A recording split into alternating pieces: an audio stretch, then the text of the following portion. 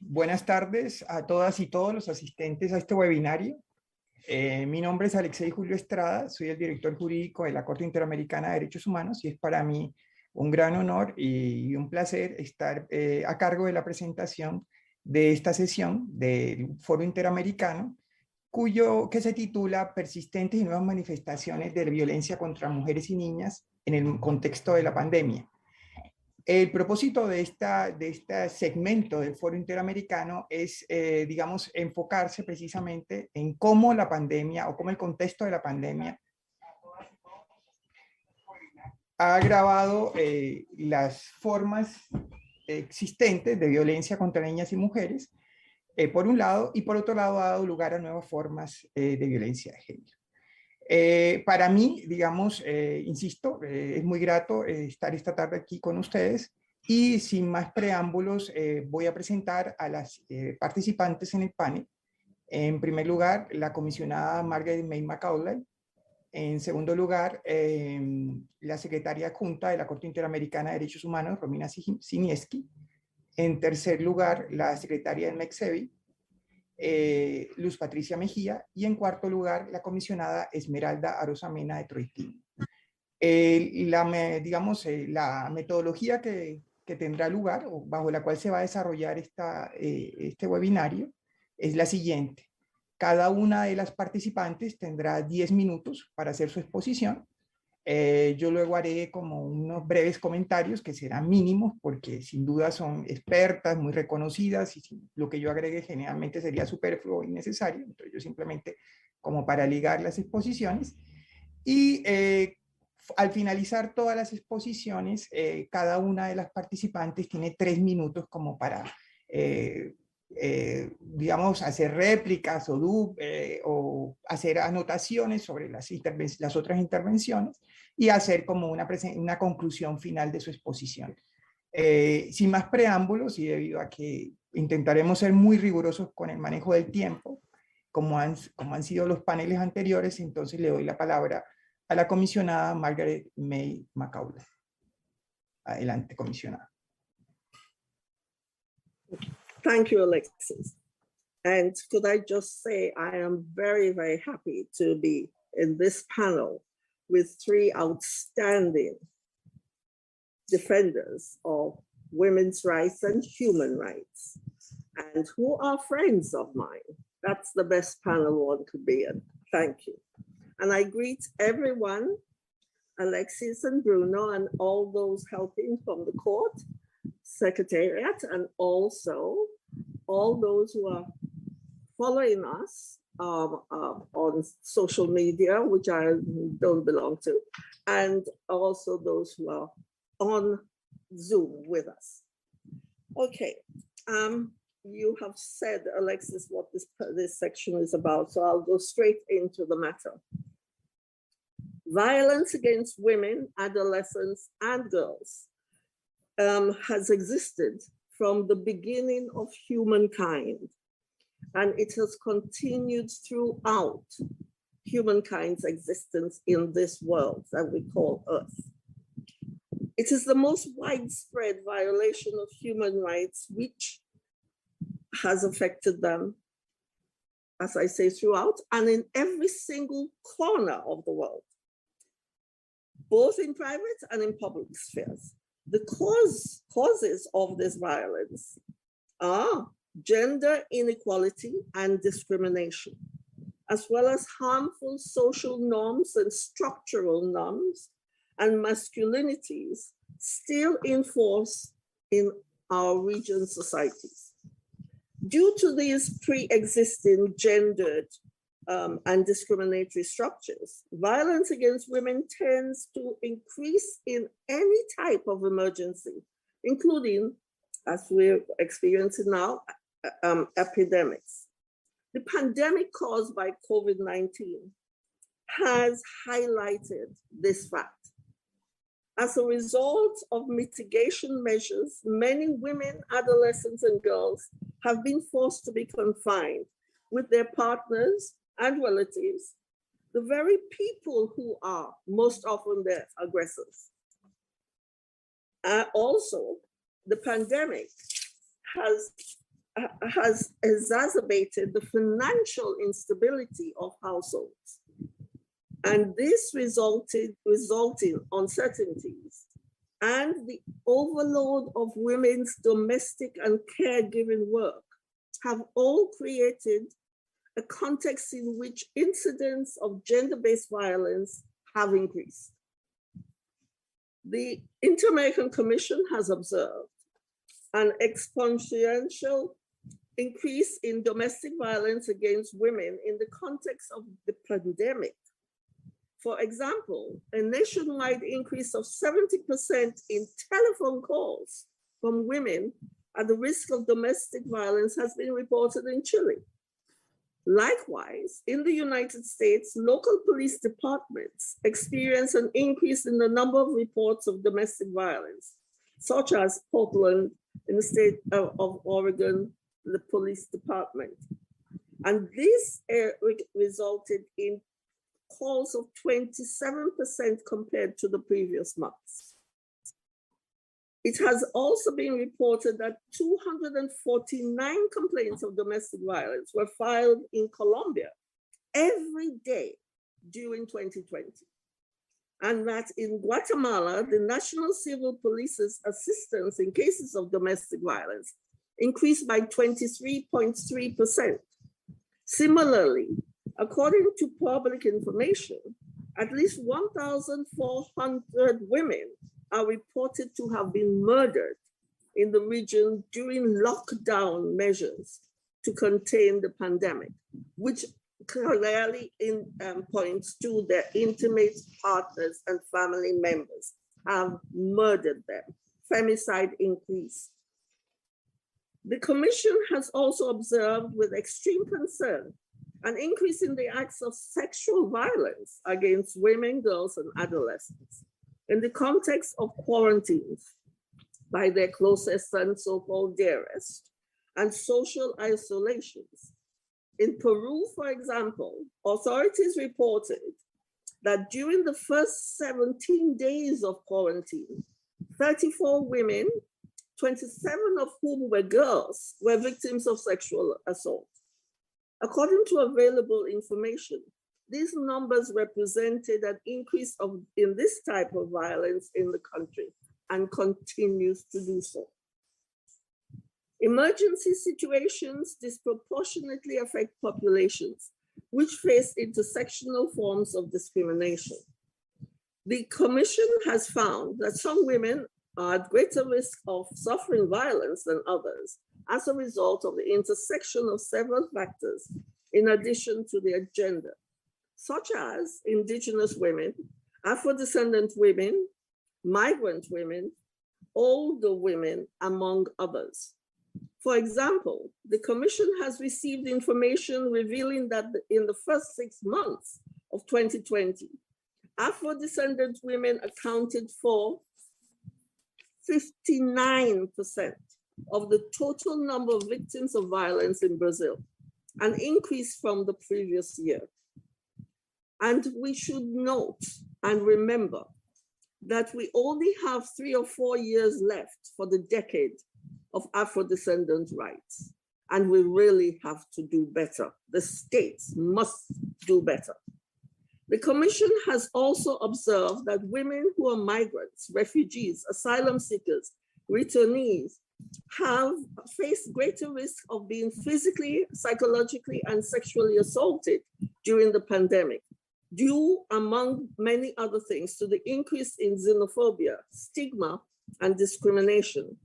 Also, the difficulties in obtaining access to services and the unofficial crossing of borders. In the context of total or partial closure of borders to contain the pandemic, as well as in the context of low economic activities, the severity of violence is intensified and the risk of being trafficked is increased. At the same time as access to systems of protection and basic services became limited. This has increased the risk, especially for women, girls, and adolescents, as well as LGBTI persons, who are more likely to become victims of trafficking and sexual assault. Additionally, the crisis caused by COVID-19 pandemic created barriers for access to essential, potentially life-saving services for victims and survivors of gender-based violence, as well as those at risk of suffering such violence. Services for the prevention of and response to gender-based violence in many countries in the region were already insufficient and often overburdened. Then when COVID-19 hit, many of these services were not adapted to the new needs and challenges which arose from the pandemic. That is, more women started to need access to these services at a time when authorities could not work out how to give them that access. Faced with the growing demands generated by the crisis, institutions caring for women survivors of violence, such as health, police, and justice mechanisms, became overwhelmed, and states focused their operations and directed their resources to COVID-19 responses. Additional obstacles have resulted from measures states have adopted to contain the advance of the pandemic, such as restrictions on mobility, social isolation, and business closures. Many women have experienced financial instability and uncertainty, which contributes to their experiences of violence when they do not have the resources to leave a dangerous situation, to connect to the internet, or to go and file a complaint. Moreover, the dynamics of quarantine and social isolation, many women do not have the privacy or confidentiality necessary to contact help or complaint services. In many cases, they are living with their aggressors. They who exercise control over their contacts and their means of all forms of communications. The Commission has also taken particular note of the increase in online violence against women, girls, and adolescents. And that although technology is an essential tool, has recognized that due to quarantine and social isolation, it exposes women to greater forms of cyber violence. I see my time is up, so I'll stop. Muchas gracias, comisionada. Y le agradecemos también por su magnífica exposición que nos presenta un panorama muy preocupante y un poco desolador sobre cómo la pandemia, digamos, ha agravado estas formas, si queremos llamar de algunas formas tradicionales, aunque es una expresión un poco desafortunada de violencia contra la mujer y contra las niñas en el contexto de la pandemia. Le doy la palabra a la secretaria adjunta de la Corte Interamericana de Derechos Humanos, Romina Siniski. Muchas gracias, Alexei. Buenas tardes a todas y a todos los que nos están siguiendo por las redes sociales, y también un muy afectuoso saludo para mis compañeras de panel, todas unas defensoras de derechos humanos y especialmente de derechos de las mujeres muy comprometidas y a quienes admiro mucho, y bueno, les reitero mi afecto y mi aprecio y admiración. Como la comisionada Margaret recién ponía de resalto, la pandemia no ha puesto en cuarentena la violencia contra la mujer, la ha exacerbado. Y en estos breves minutos que me toca exponer, lo que quiero abordar es un poco y centrarme en la problemática del acceso a la justicia y la respuesta judicial ante casos de violencia contra las mujeres y las niñas en el contexto de la pandemia.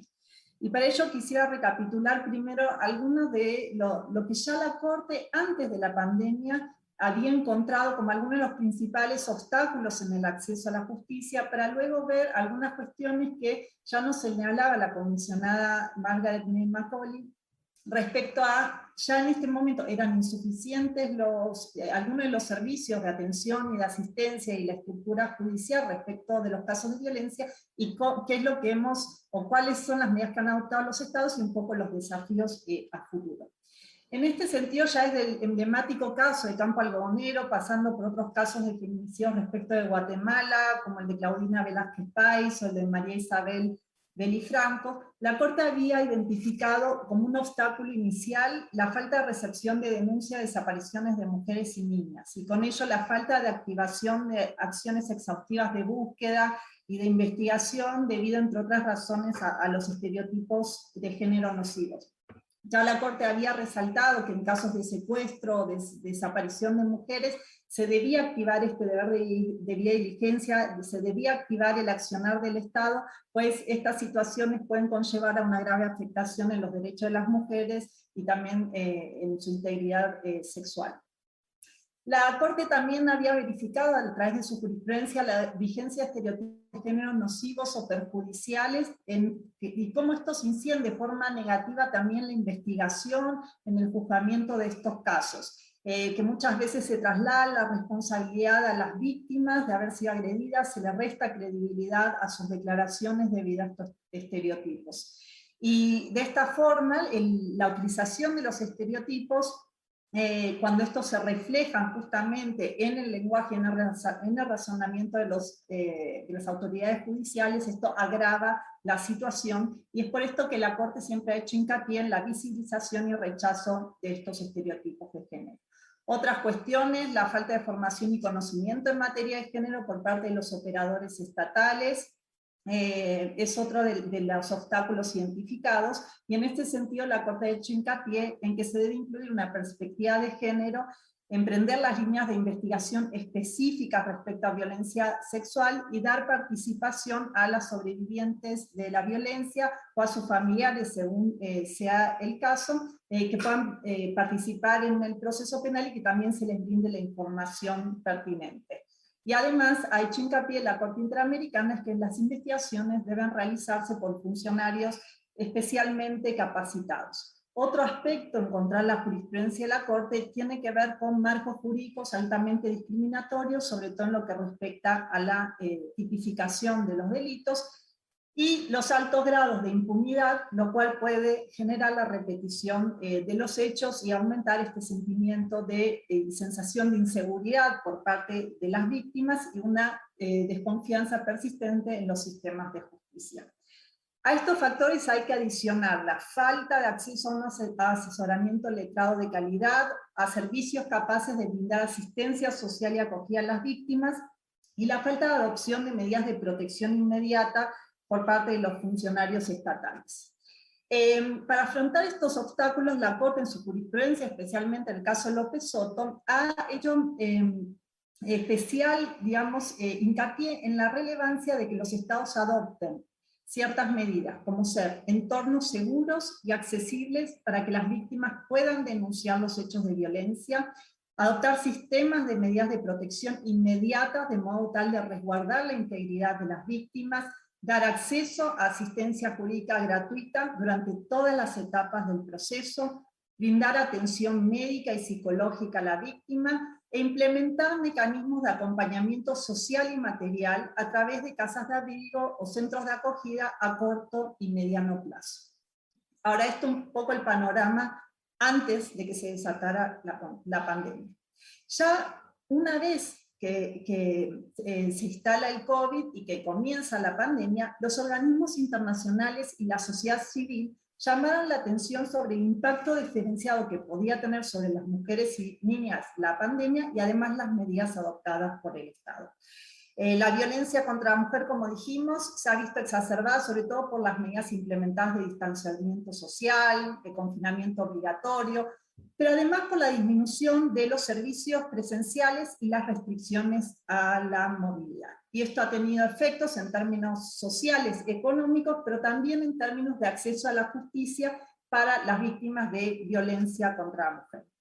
Y enseguida se encendió la alerta sobre la posible falta de continuidad y funcionalidad de los servicios estatales para recibir las denuncias, para ordenar las medidas de protección, para brindar la orientación, la asesoría, la representación jurídica y la asistencia de mujeres y niñas víctimas y sobrevivientes de violencia. Además, la saturación de los servicios de salud por causa de la crisis sanitaria, lo cual también hacía más difícil la accesibilidad a servicios de salud para víctimas de violencia sexual. Esto la Corte lo detectó ya desde el inicio, y en su declaración del 9 de abril del año pasado hizo hincapié en que los estados debían adoptar todas las acciones necesarias para prevenir casos de violencia de género y sexual, disponer de mecanismos seguros de denuncia directa e inmediata y reforzar la atención para las víctimas. De igual forma, el Comité de la CEDAW recordaba que los estados deben garantizar que las mujeres y niñas víctimas o en riesgo de violencia de género tengan un acceso efectivo a la justicia, en particular a las órdenes de protección, a la asistencia médica y psicosocial, a los refugios y a los programas de rehabilitación. Por tanto, la CEDAW decía, el Comité de la CEDAW decía, los planes nacionales de respuesta al COVID-19 debían priorizar la disponibilidad de refugios seguros, de líneas directas y servicios de asesoramiento psicológico remoto y sistemas de seguridad especializados, eficaces, inclusivos y accesibles. Entonces, a la mirada sobre el impacto de género de la pandemia, debemos agregar también, como decía la comisionada Margaret, el prisma de la interseccionalidad, ¿no? Y atender a estos otros factores de discriminación. Por ejemplo, en el caso de mujeres en situación de movilidad, el cierre de fronteras y las restricciones las colocaban en una situación agravada de vulnerabilidad. Esto lo comprobó la Corte Interamericana en las medidas provisionales en el caso Vélez-Lor contra Panamá, donde ordenó al Estado, entre otras medidas, adoptar aquellas para prevenir el riesgo de violencia, y en particular aquella de carácter sexual a la que están expuestas las mujeres, las niñas y los niños migrantes. Además, ordenó proporcionar a las mujeres embarazadas acceso gratuito a servicios de atención en salud. De acuerdo a la CEPAL, los estados de la región han informado al Observatorio COVID-19 en América Latina y el Caribe más de 90 medidas para enfrentar la violencia contra las mujeres en el marco de la pandemia. Así se puede encontrar que se ampliaron los canales de asistencia y o de denuncia de forma remota, que en algunos países los servicios de atención de violencia contra las mujeres fueron declarados como un servicio esencial, y que se generaron instructivos y decretos para el funcionamiento de ciertos servicios judiciales y la ampliación automática de las medidas de protección.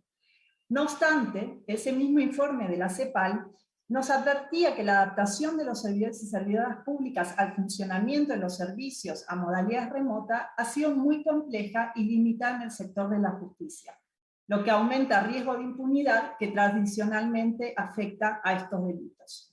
Por lo tanto, el llamado es a fortalecer la atención integral en servicios sociales como los de salud, de seguridad, el acceso a la justicia a través de canales activos y expeditos, con la asignación de los correspondientes recursos presupuestarios. A modo de reflexión final, la pandemia ha traído consigo la aceleración de la implementación de las nuevas tecnologías en el sector justicia. Esto es la transformación digital. La tecnología ha demostrado ser una herramienta útil y necesaria durante la crisis sanitaria para continuar brindando acceso a los servicios de salud, para mantener la comunicación con las autoridades competentes y conocer los servicios disponibles, así como para evitar la paralización total de la justicia. Sin embargo, es necesario abordar la intersección entre la pobreza, los espacios rurales, la desigualdad de género y la brecha digital, entre otros factores, porque la exclusión digital repercute también en los mecanismos de alerta y respuesta temprana ante situaciones de violencia por razón de género, e incluso en el acceso a la justicia. En definitiva, y para terminar, es necesario garantizar que durante la pandemia la Administración de Justicia responda de forma efectiva y pronta a los derechos y necesidades de mujeres y niñas sin discriminación, y en especial al derecho a vivir una vida libre de violencia. Para ello es fundamental, como ha resaltado ONU Mujeres, impulsar la participación de las mujeres tanto en el diseño de las respuestas como en la impartición de la justicia, para promover su potencial transformador y la esencia de la igualdad ante la ley. Muchas gracias.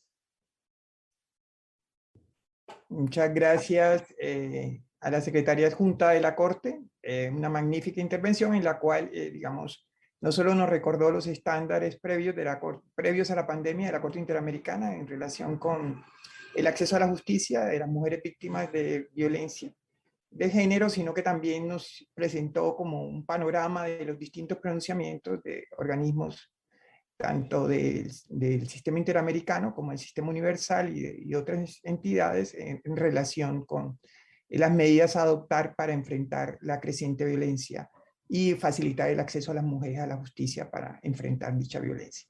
Sin más, le concedo la palabra a la secretaria del Mecanismo de Seguimiento de la Convención de Belén do Pará, Luz Patricia Mejía. Muchísimas gracias, Alexei. Bueno, primero agradecer la invitación a este foro del Sistema Interamericano de Derechos Humanos. La verdad es que para mí es un honor estar acá, compartir, como lo han dicho todas las mujeres que me precedieron, esta mesa de honor con gente que admiro, que respeto y de la que aprendo muchísimo cada vez que me reúno con ustedes, y sobre todo, bueno, poder compartir un poco el trabajo que se está haciendo también desde el Mecanismo de Seguimiento de la Convención de Belén do Pará, que se cruza con ese trabajo tan importante que hace la Corte, que hace la Comisión, y sobre todo las organizaciones de mujeres que activan y promueven el trabajo de nosotros como órganos del sistema interamericano. Entonces, bueno, agradecer ese espacio, agradecerte, Alexei, también por la moderación. Y bueno, me parece que ya tanto la comisionada Macaulay como las secretarias juntas han hecho un análisis muy profundo, no solo de los estándares, sino también de la situación post y pre-COVID. Yo quisiera, ahondando en ese tema, porque me parece que es el tema que nos convoca cuando hablamos de violencia, no podemos hablar de violencia contra las mujeres, sin tener una mirada de cómo estábamos antes de la pandemia y cómo la pandemia ha recrudecido la situación de violencia que viven las mujeres en esta región, ¿no? Entonces, lo primero que me gustaría decir, ya tomando en cuenta todos los estándares de los que nos hablaba Romina hace un momento, cómo estaba la región, de acuerdo a la tercera ronda de evaluación y el seguimiento de la tercera ronda de evaluación.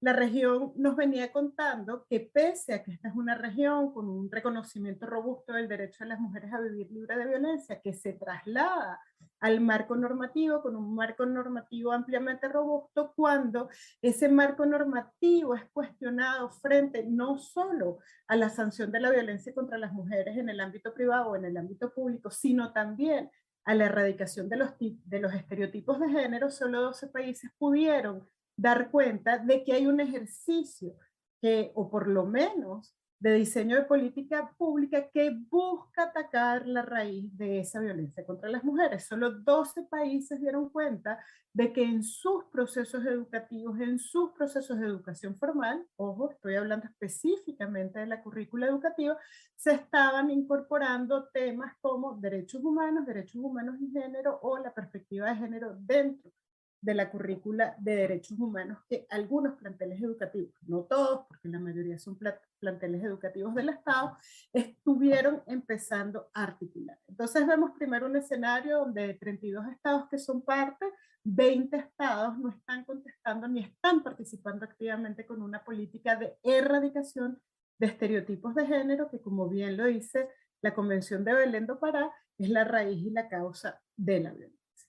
En segundo lugar, nos damos cuenta que hay un ejercicio positivo de levantamiento de información con respecto a lo que ocurre en la violencia. Sin embargo, nos damos cuenta que las violencias que son desagregadas y que son claramente más identificadas como violencias contra las mujeres siguen siendo la violencia física, la violencia sexual y algunas de las violencias que ocurren en el ámbito de lo público. El acoso callejero, que está siendo en algunos de los países de la región levantado como estadística, pero que sigue siendo en el ámbito de lo público lo que ocurre, lo que más se refleja en términos estadísticos, de análisis y de levantamiento de información con fines de política pública, es solo la violencia sexual. Entonces nos damos cuenta que hay una ausencia de información sobre violencia sexual dentro de las relaciones de pareja y una información relevante, pero solo de violencia sexual, mientras que otros tipos de violencia, como la violencia patrimonial, la violencia online, la violencia ginecostétrica, otras violencias que han sido importantes y reconocidas en el marco de este robusto marco normativo, no tienen o no encontramos ningún indicador que nos hable de estadísticas que sean más claras y que nos permitan conocer el estado de la situación. Entonces, reconocemos tipos distintos de violencia, sobre todo en el ámbito público, pero no tenemos estadísticas desagregadas, no utilizamos las cifras ni los registros como elementos fundamentales para la política pública y no sabemos en cierta medida cómo el acceso a la justicia tiene un impacto respecto de esta violencia o estas otras violencias que sufren las mujeres. Ya cuando incorporamos la perspectiva de interseccionalidad, entonces también tenemos un vacío informativo en lo que tiene que ver con la violencia que sufren diversos tipos de mujeres, por ejemplo, las mujeres en las áreas rurales, o las mujeres lesbianas, o las mujeres privadas de libertad, o las mujeres que se encuentran en situación de tránsito, de refugio, o en una condición migratoria indeterminada. Entonces vemos cómo hay de nuevo una ausencia de política pública que refleje, que conecte ese reconocimiento del marco legislativo robusto con una realidad. Y en ese contexto, con una brecha digital muy relevante, de más del 60%, nos encontramos con el COVID. ¿Y qué pasa con el COVID? Como ya muy bien ha sido explicado, yo no voy a profundizar en el diagnóstico. Lo que sí voy a señalar, y me parece relevante en estos últimos 4 minutos, es cómo esas medidas que han sido recomendadas por el sistema interamericano, tanto la Corte como la Comisión, el propio mecanismo de seguimiento de la Convención de Belén do Pará y los órganos de Naciones Unidas, durante el primer año del COVID estuvimos de manera permanente recogiendo información y generando una producción de recomendaciones para que los estados tuvieran herramientas prácticas y teóricas para poder resolver esta realidad que un poco transformó toda la dinámica social. Pero en el ámbito de la violencia contra las mujeres, la mayoría de los estados que han reportado medidas para combatir la violencia en el marco del COVID, lo que nos permiten evidenciar es que las medidas que se han tomado en 2 direcciones. En una primera dirección vinculada con el uso de las herramientas telemáticas, con el uso de las herramientas virtuales para atender la violencia contra las mujeres. ¿Qué significa esto? Que muchas mujeres pudieron acceder a través de este sistema, pero que todas las que estaban en la brecha digital, las que no tienen internet, las que no tienen teléfonos con acceso a telefonía inteligente, se quedaron sin esos servicios que fueron las principales medidas de atención. Lo segundo que encontramos, que la mayoría de los países que tenían que resolver todo lo que tiene que ver con medidas de refugio, con medidas de atención, con medidas de identificación inmediata del riesgo que estaban sufriendo las mujeres, no invirtieron recursos o no han hecho pública la inversión de esos recursos. Entonces tenemos una cantidad de campañas muy relevantes, que fue la segunda medida más utilizada, la publicación de información, la hechura de campañas, el uso de los medios telemáticos para poder señalar que hay violencia, pero por otro lado, no hubo inversión presupuestaria para ver la situación de las mujeres que estaban en la brecha digital por un lado, y por otro lado generar los recursos necesarios cuando estas mujeres finalmente utilizan las redes telemáticas para recibir atención, pero no hay refugios suficientes, no hay otros mecanismos si no fueron los telemáticos, o los pocos que hubieron fueron muy limitados. Por último, el levantamiento de información estadística de nuevo fue reflejado. Solo 5 países de la región han dado cuenta de cómo hubo un aumento real de las denuncias por violencia en el marco del COVID-19, y por supuesto ahí tenemos una cifra absolutamente oscura, absolutamente negra en lo que se refiere a la violencia online, sobre todo contra las niñas. Sabemos que hay un aumento y ya seguramente la comisionada Esmeralda va a profundizar en eso, un aumento de violencia sexual contra las niñas, un aumento de violencia online. Lo que no sabemos es qué medidas y qué mecanismos están utilizando los estados, porque a la fecha no hay información pública disponible de parte de los estados para abordar estas nuevas formas de violencia con las que nos estamos encontrando en el marco de esta nueva manera de relacionarnos que nos ha impuesto el COVID-19. Entonces, frente a la realidad que vivían las mujeres antes de la pandemia, con un sistema de administración de justicia limitado, escaso y enfocado a la justicia en el área de lo penal, con unos niveles de impunidad muy altos, nos damos cuenta que aún en lo que tiene que ver con el sistema de administración de justicia en el orden de lo civil, en el orden de lo administrativo, en el orden de, digamos, las otras posibilidades de atender desde el sistema de administración de justicia, no hay una respuesta eficiente. Tenemos a las niñas atrapadas en sus casas con los agresores todavía, o en una situación claramente de desventaja, porque todo lo que ocurre en el ámbito educativo no está siendo atendido, todo lo que ocurre en el ámbito laboral tampoco está siendo atendido, donde hay y donde permanecen relaciones desiguales de poder profundamente profundamente establecidas y que se han profundizado aún más con el COVID-19. Entonces, bueno, con ese panorama ahí nos quedamos para escuchar ahora la situación de las niñas. Muchísimas gracias por la invitación y aquí estamos para servir. Muchas gracias, Luz Patricia. La verdad, muy interesante, como siempre, tu intervención y un panorama un poco preocupante que muestra como esa falta de conexión entre un marco normativo pues, construido, digamos, para implementar la Convención de Belén do Pará y la realidad y la falta de adopción de políticas públicas y sobre todo un elemento que también enfrentamos frecuentemente en los casos ante la Corte, que es la falta de información, de datos estadísticos que precisamente demuestren cómo esas políticas públicas tienen un impacto en el mejoramiento de la situación de las mujeres y las niñas, que digamos, víctimas de violencia. Bueno, no quiero extenderme, le doy la palabra entonces a la comisionada Esmeralda Rosamena de Troitiño. Adelante. Muchísimas gracias. Yo me uno a los reconocimientos de mis colegas. Ustedes han podido observar, mis participantes, que son realmente extraordinarias. Tenemos este panorama de la situación de la violencia contra las mujeres. Voy a hacer un énfasis especial en las niñas por mi relatoría temática, pero agradecer este espacio, Alexei, porque nos da una oportunidad para compartir tanta información para estas reflexiones que necesitamos hacer.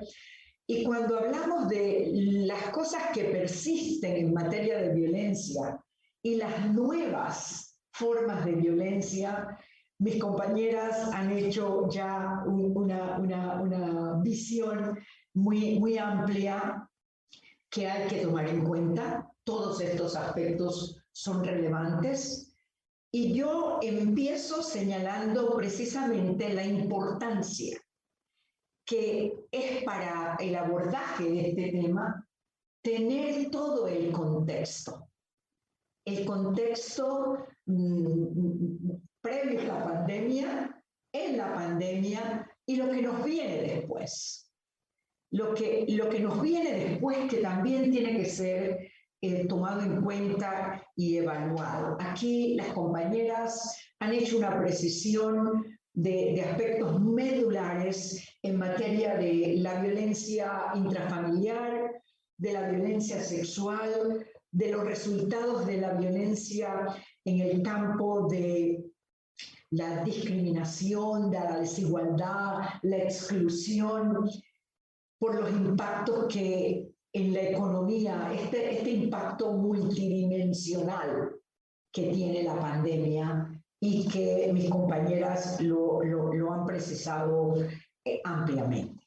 Con el tema de las niñas y de las adolescentes, y de los niños también, pero una especificidad para las niñas, porque antes de la pandemia, el reconocimiento de que están invisibilizadas. Su situación de vida, su derecho a vivir una vida libre de violencia, como la consagramos para las mujeres. Y en esa concepción de las mujeres pensamos que están las niñas incluidas. La Comisión se da cuenta en su análisis, en sus estudios, que efectivamente esta condición de invisibilidad de la violencia contra las niñas por aquí se ha explicado muy bien, sus especiales necesidades, este enfoque de interseccionalidad para atender los diferentes grupos que en materia de niños, niñas y adolescentes nos podemos encontrar. Y en el panel de presentación, yo sí llegué a recoger una expresión que me pareció que tenemos que reafirmarla. La pandemia no discrimina, pero sus impactos sí. Esos impactos, ¿cómo han impactado, valga la redundancia, de una manera desproporcionada a determinados grupos? Y las mujeres y las niñas han sido uno de ellos. Margaret nos los ha explicado en ese contexto de algunos países y nos ha dicho muy claramente de estas realidades. Luz Patricia nos da lo que precisamente en estos informes los estados dicen avanzar, pero a la hora de la determinación de los efectos no los encontramos. Y Romina, por supuesto, en este enfoque del acceso a la justicia, lo que implica este impacto diferenciado que puede tener, no que puede, que efectivamente tiene ha tenido la pandemia. Para las niñas y para las adolescentes, las vivencias de las distintas formas de violencia forman parte del desarrollo de sus propias vidas, lamentablemente en todas las etapas. La pandemia lo que hizo fue mostrárnoslos de una manera brutal. El tema de esa violencia, de todas las formas de violencia, pero voy a destacar el tema de la violencia sexual. Y lo que ha representado y representa hoy los efectos de esa violencia sexual. Violencia y abusos que lamentablemente también se ha dicho ya. El espacio ese de protección que es el hogar, que se convirtió en un espacio de confinamiento, ese espacio de confinamiento con quienes son tus propios agresores, bueno, los resultados están allí. Un incremento en el número de embarazos forzados, a veces con resultados de maternidades forzadas, por la propia situación del ordenamiento jurídico o de los grupos que en estos procesos de realización de derechos colocan posiciones de antiderechos. Y en esa realidad que están hoy viviendo miles de niñas, la situación tiene que ser determinada.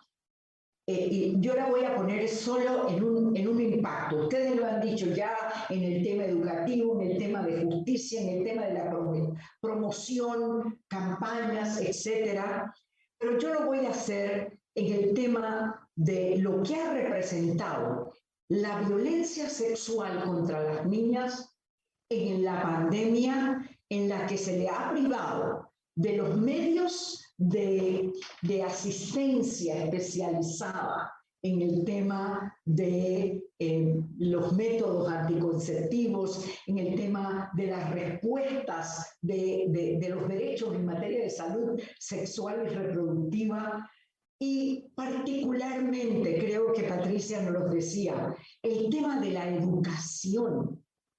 No es posible hoy que nuestros estados, nuestros países, en el tema de la educación en la sexualidad humana, esté siendo controlada por estos grupos antiderechos, que lo que están haciendo es promoviendo posiciones de regresividad en algunas cosas que habíamos alcanzado, y que los estados hoy tienen que asumir esta responsabilidad las niñas tienen que prepararse para esa sexualidad humana, pero también para la protección, el derecho a estar informados, el derecho a que hoy las niñas tienen, y miren, yo soy del criterio, que esta transformación cultural, este impacto transformador que queremos que se presenten en nuestras recomendaciones, en las sentencias, las niñas tienen que ser un elemento protagónico. Su participación tiene, a ver, la sociedad, el Estado, las organizaciones, velar por la creación de estos espacios de participación protagónica. Ellas, junto con los chicos y las chicas también, los niños y las niñas, tienen que tener este espacio de formación para participar, para tener nosotros esa visión de lo que representa para la niñez esta violencia que están viviendo y que lamentablemente es un denominador común en nuestros países. Hoy hablamos de la niñez como la niñez primero, pero a la hora de la identificación de las situaciones de violencia, normalizamos una crianza o disciplina dura, normalizamos esas expresiones de violencia contra los niños, las niñas y las adolescentes. Esto tiene que transformarse y las niñas y los niños y los adolescentes nosotras tenemos que darle ese espacio para que ocupen ese papel protagónico en esta transformación cultural que necesitamos. Gracias. Muchas gracias, comisionada, por su magnífica intervención y sí, que específicamente hizo, digamos, puso el foco o la mirada del panel en la situación de las niñas víctimas, digamos, de distintas formas de violencia y que generalmente son invisibilizadas y pasan desapercibidas. Y, digamos, no se comprende la magnitud de la violencia a la cual son sometidas. Sin duda, yo creo que las exposiciones todas han sido magníficas, ilustradoras y además muy concatenadas, aunque parezca mentira, no estaba planeado así, pero todas han tenido una relación muy estrecha unas con las otras y casi que un tema hila con el previo y con el posterior. Entonces, la verdad ha sido magnífico el panel en ese sentido. Y como ha sido ejemplar con el manejo del tiempo, tampoco quiero yo ser la causa de que, digamos, violemos lo que hasta ahora hemos conservado con tanta rigurosidad. Entonces, les doy la palabra para los últimos 3 minutos para la intervención de cierre y las conclusiones finales, y nuevamente en el orden en que se hicieron las primeras exposiciones. Entonces, comenzamos con la comisionada Margaret May Macaulay.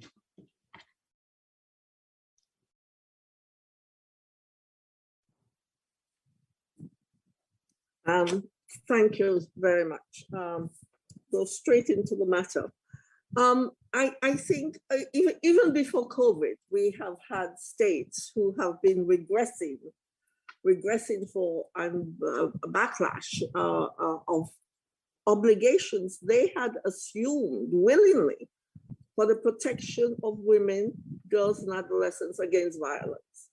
But they have regressed from it. And even during the crisis of this pandemic, which none of us had ever experienced anything like it before, they are still following their path of regression, and which has, apart from the effect of any crisis, doubling or multiplying incidents of violence against women and girls, the fact of their regressions has added to that. And so therefore, to me, and I say this as me, a commissioner but I am not speaking for the Commission, but I think the Commission speaks about it. They are in fact disclosing their lack of respect for the standards which we have, which all states must adhere to protect and punish those who violate the rights of women, girls, and adolescents with due diligence. That's one of the recommendations that the Commission has made throughout and the court has made throughout. They must act with due diligence. And yet, this has not been succeeding. And due diligence means not only investigation, but when they succeed, they prosecute, they try and they punish, and they make reparations. And so often, this is broken rather than followed. So we have a situation where we have to use better language, find better means. Wow. Better means of getting the states to do what they must do, to meet their obligations, to protect violence by incorporating gender perspective in all their measures. And noting and operating with the intersectional approach, which they ought to use in all their policy makings and so on. And that women, girls, and adolescents must be part of the formulation of policies which affect them. And I say this, that you will not find in relation to the most vulnerable, the poor, the very poor, the indigenous, the Afro-descendant, the elderly, disabled, in any group of persons, anywhere, especially those suffering from violations, you will find persons belonging to that group of the most vulnerable. And the state have an obligation to make a special effort to protect and provide for these who belong to the very vulnerable groups. Thank you. Gracias, comisionada. La secretaria adjunta. Gracias, Alexei. Bueno, quería resaltar en primer lugar un poco lo que se venía diciendo de la presencia aquí de la Comisión, del MESECBI, de la Corte, que son, digamos, tres instituciones principales, órganos que en el marco de la OEA generan, digamos, los estándares, monitorean el tema de la violencia contra la mujer, y creo que justamente el intercambio de toda esta información de los estándares, pero también de los datos que han recibido especialmente la Comisión y el MESECBI de lo que está sucediendo en terreno en este año y medio, creo que es muy relevante. Y ya se ponía de resalto el tema de que desde la Corte hemos verificado que la falta de datos estadísticos especialmente, impide y a veces también dificulta el desarrollo de las políticas públicas, que era lo que estaba mencionando también la comisionada Margaret Macaulay. Decía el desarrollo de las políticas públicas y cómo enfrentar los diferentes ámbitos de la violencia contra la mujer y también las respuestas judiciales. Nosotros desde la Corte, la jurisprudencia ha visto diferentes ámbitos de violencia, tanto a nivel, por ejemplo, de violencia en términos de salud médica, violencia en el ámbito educativo, violencia en la familia, en las protestas sociales, o sea, todo eso ya tenemos un recorrido, y creo que tenemos que empezar a medir también cómo esas incidencias de las violencias se han dado durante la pandemia. Entonces, por eso digo, y recalco el tema de la recolección de datos, de tener las estadísticas, que la Corte lo ha ordenado como medida de reparación, también en la mayoría de estos casos que comento, y creo que es un punto que sobre el cual tenemos que continuar, digamos, incidiendo y de continuar requiriendo por parte de los estados. Y el segundo punto es el tema que me parece importante, cómo el ámbito tanto educativo como lo que tiene que ver con la administración de justicia son esenciales para lograr ese objetivo de la Convención de Belén do Pará de erradicar la violencia contra la mujer, ¿no? Y como vemos durante la pandemia, o sea, el tema educativo en un principio también fue muy difícil de abordar, y sobre todo en el tema de los derechos de las niñas. O sea, creo que ese también era un espacio donde se podría detectar situaciones de violencia, y al no acudir presencialmente las niñas a los colegios, esto también, digamos, puede haber incidido en la exacerbación, además de obviamente las medidas de confinamiento. Entonces, un poco creo que tenemos que hacer ese análisis y ese balance respecto al ámbito educativo y respecto también a la respuesta judicial, porque creo que son centrales en la respuesta a la violencia contra mujer y a la violencia contra mujer en la pandemia. Entonces creo que estos son algunos puntos de, más que dar unas soluciones, creo que son llamadas de atención de aquí para adelante para seguir monitoreando y para seguir poniendo el foco de atención sobre estas cuestiones. Gracias. Gracias. La secretaria de MESECVI, Luz Patricia. Gracias, Alexei. Bueno, como había dicho antes, aprendiendo mucho, yo me quedé con un par de apuntes que quería compartir. Lo primero, en materia de violencia contra las niñas, me parece importante resaltar la poca información también estadística y de política pública en todo lo que tiene que ver con matrimonios infantiles.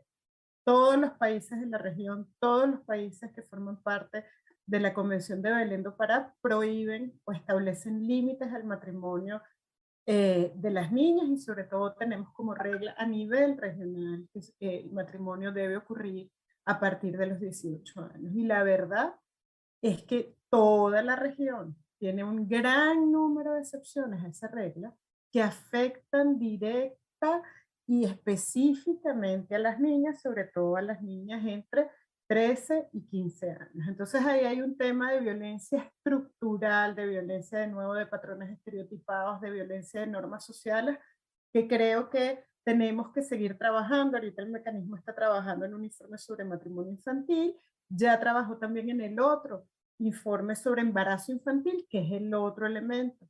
Esta región está llena de embarazos infantiles forzados, sobre todo en niñas menores de 14 años.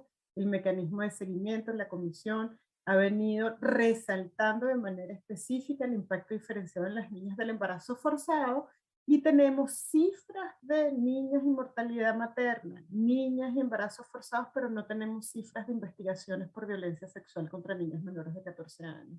Y eso habla de una persistencia increíble al tema de la impunidad. Por otro lado, quería resaltar que también con el tema de las mujeres con discapacidad hemos encontrado una limitadísima capacidad de los estados de generar información y servicios especiales para mujeres con diferentes necesidades en el ámbito de la discapacidad. Información para mujeres sordas, información para mujeres ciegas, información para mujeres con diferentes tipos de discapacidad, es prácticamente inexistente, y por supuesto las garantías de acceso a la justicia en el ámbito de las mujeres víctimas de violencia sexual que sufren alguna discapacidad o que tienen alguna discapacidad, digamos, la distancia es muy alta, y ese es otro de los temas que también hemos empezado a trabajar debido a la ausencia de información. Y por último, señalar dos cosas que mencionó Margaret en su presentación y reforzarla, que es como las emergencias exacerban la violencia contra la mujer, y el trabajo allí de indicadores que nos permitan identificar y actuar de una manera inmediata frente a las emergencias, como las emergencias climáticas, pero también, obviamente, frente a las epidemias. Hay un desfase, y ahora hay un tema muy relevante como un nuevo tema en la agenda internacional que tiene que ver con violencia contra las mujeres y cambio climático, y cómo los cambios climáticos, las emergencias climáticas han dado pie a una cantidad de movilizaciones de mujeres o una situación de mayor violencia estructural o de mayor vulnerabilidad por estos eventos. Entonces creo que también es un tema que está en nuestra agenda futura, en términos de futura visibilización de nuevas manifestaciones de violencia o viejas manifestaciones de violencia que todavía no hemos podido abordar con profundidad. Muchísimas gracias. Muchas gracias. Y finalmente, la comisionada Esmeralda Arosamena. Muy bien, yo voy a partir ya de esta reflexión final con el planteamiento de Romina. Creo que es muy importante que nosotros, nosotras, con estas organizaciones de las que formamos parte, el trabajo de promoción, el trabajo de afianzar conocimientos, de recabar todas las buenas prácticas, de identificar precisamente las fallas, dónde están los nudos gordianos para poder resolver o dar respuestas adecuadas. Yo creo que ese es un compromiso que tenemos que asumir. La Comisión Interamericana, ustedes saben, el año pasado presentó un informe que trabajamos Margaret en la Relatoría de Mujer y yo en la Relatoría de Niñez, un proyecto precisamente para recoger nuestros estándares, nuestras recomendaciones en materia de violencia y discriminación contra las mujeres y las niñas, reconociendo que esta realidad, antes de la pandemia, pero que hoy será una realidad más cruel, más dura, esta tarea de contactar con los estados. Hemos hecho reuniones de implementación de estos estándares con los estados donde hemos identificado algunas circunstancias muy específicas, como esto que nos decía Patricia, lo del embarazo en niñas de menos de 14 años, que estamos hablando de estas características de la violación sexual, con un efecto devastador como es el embarazo. Entonces, con este informe lo que hicimos fue un listado de nuestros estándares y de nuestras recomendaciones, que nos permiten un trabajo de promoción. Pero esto, decía Patricia, es una tarea que tenemos que continuar.